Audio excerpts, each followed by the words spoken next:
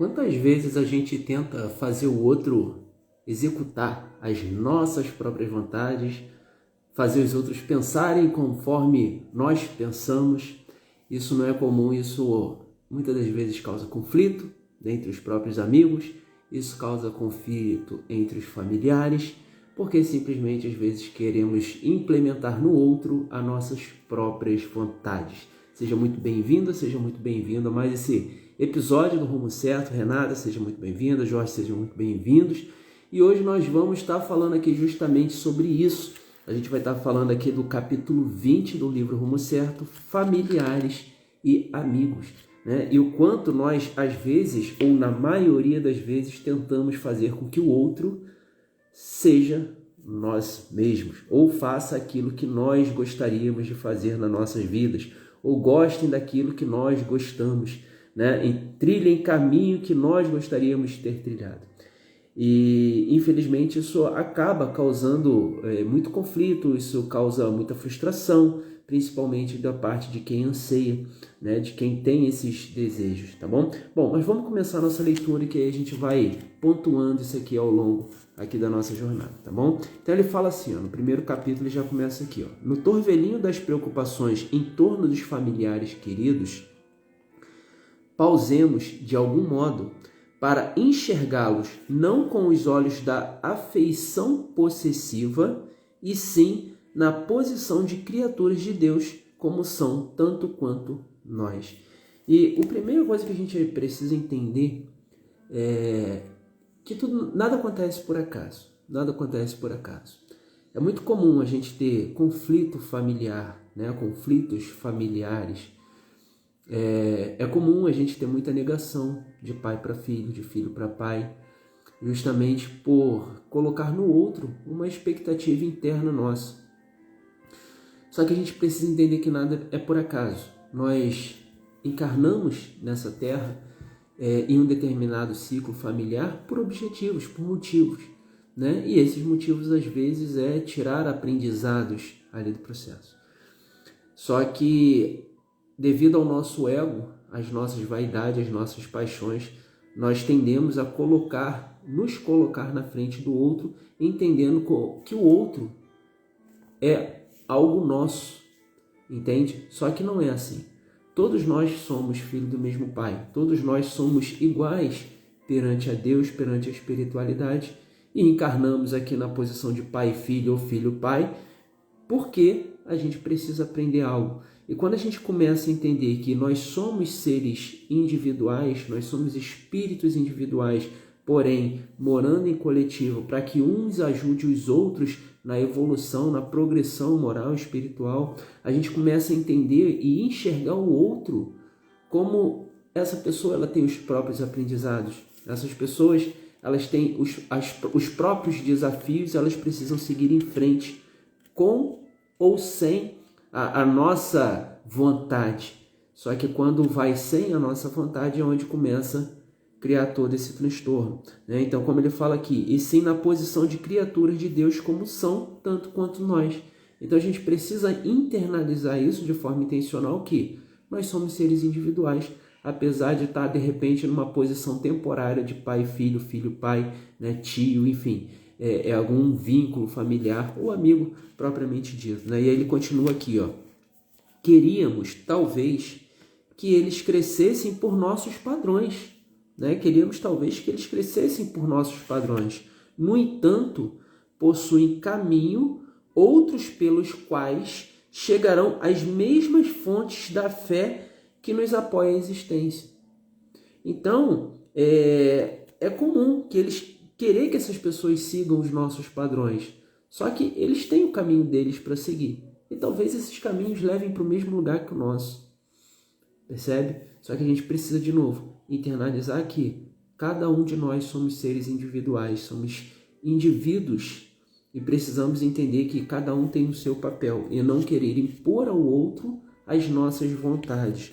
E aí ele continua: desejamos que pensem pelas ideias que nos orientam a estrada, né? E hoje a gente está nesse período de eleição, é muito comum ver isso, né? Desejamos que outros pensem pelas ideias que nos orientam a estrada. E quantas vezes a gente quer impor as nossas próprias orientações e achismos para o outro.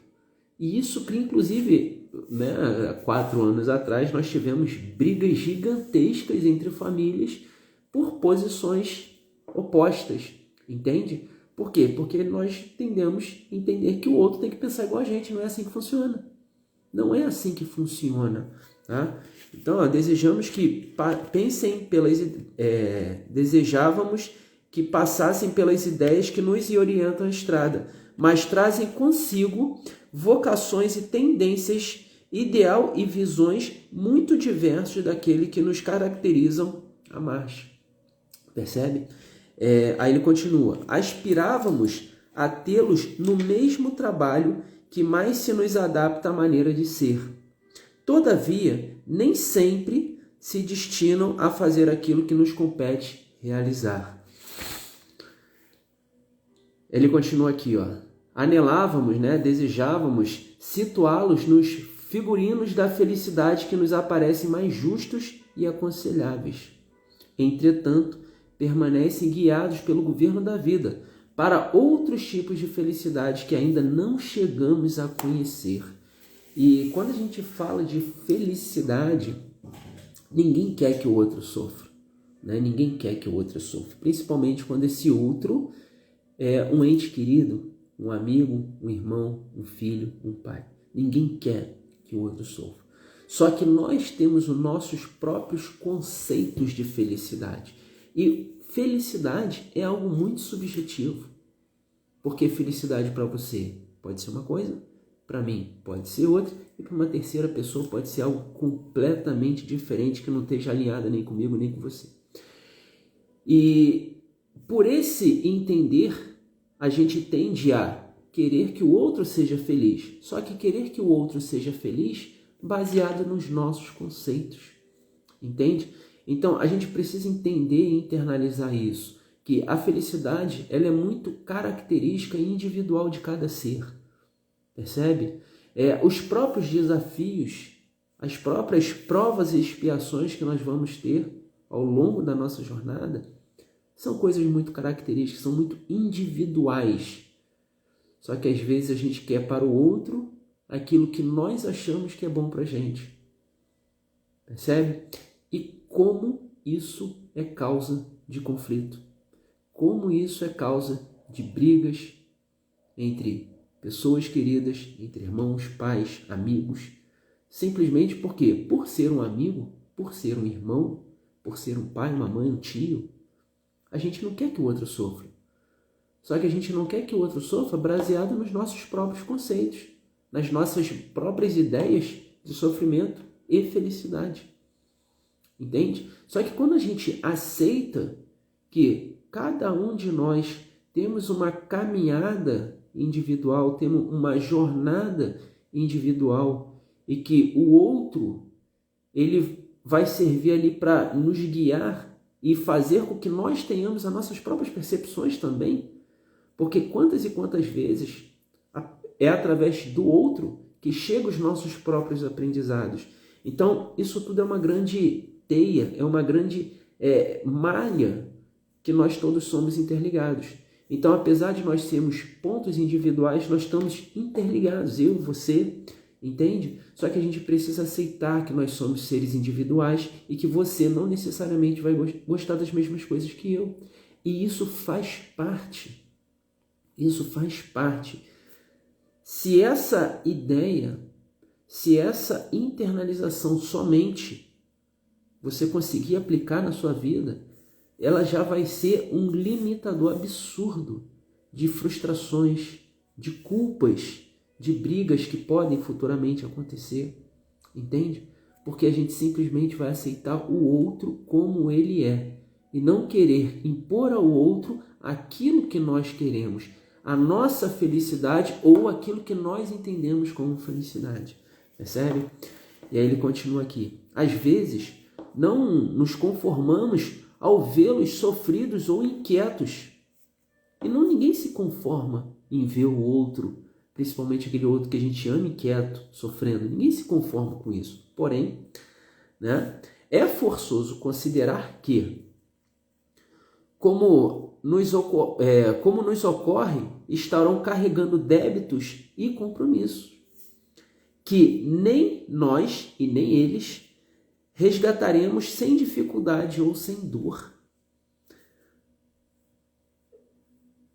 Nós estamos aqui, não é novidade que nós estamos num mundo de provas e expiações. E que isso aqui não é mil maravilhas. As provas, as expiações, elas são sofridas. E é através do sofrimento que nós temos os nossos aprendizados. É através desses sofrimentos que nós fomos crescendo e curando as nossas feridas. Então isso não é uma novidade. Só que cada um de nós temos sofrimentos característicos. Todos nós sofremos como um todo, mas cada um de nós temos esses sofrimentos. Só que a gente não quer ver no outro, e aquilo ali não nos conforta.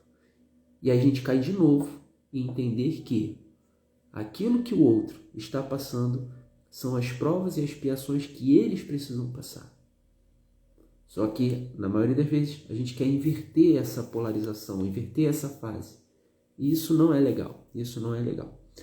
E aí ele continua. Por tudo isso, aprendamos a observar nos entes amados criaturas independentes de nós, orientadas frequentemente noutros rumos e matriculadas em outras classes de escola da experiência. E isso aqui é interessante, é uma associação muito interessante que faz com que a gente compreenda com mais facilidade, né? E matriculados em outras classes de experiência da escola. Porque isso a gente vive de uma forma muito cotidiana. Nós sabemos como é a primeira série, a segunda, a terceira e assim sucessivamente. Então a gente precisa entender que entre eu e você existem séries diferentes e está tudo bem. E são aprendizados diferentes, são momentos diferentes da existência. Percebe? Mas a gente precisa aceitar, tá? E aí ele continua. E, acima de tudo, reconhecemos que quão importante se faz a liberdade para o desempenho das obrigações que nos foram assinaladas, saibamos respeitar neles a liberdade que igualmente desfrutamos perante a lei do universo. De novo, saibamos respeitar neles a liberdade que igualmente desfrutamos perante as leis do universo, a fim de crescerem e se aperfeiçoarem nas condições livres, filhos de Deus. Então, espero verdadeiramente que esse bate-papo, que essa leitura tenha feito sentido para você. Ela é uma leitura muito rápida, ela é muito simples, porém muito objetiva. Porque nós tendemos a colocar a nossa expectativa sobre o outro. E a gente tende a superestimar, supervalorizar essa expectativa. E se o outro não alcança a expectativa que nós colocamos sobre ele, isso nos causa frustração. Isso faz com que comecem conflitos, comecem brigas. Por quê? Porque a gente colocou no outro uma expectativa que é nossa.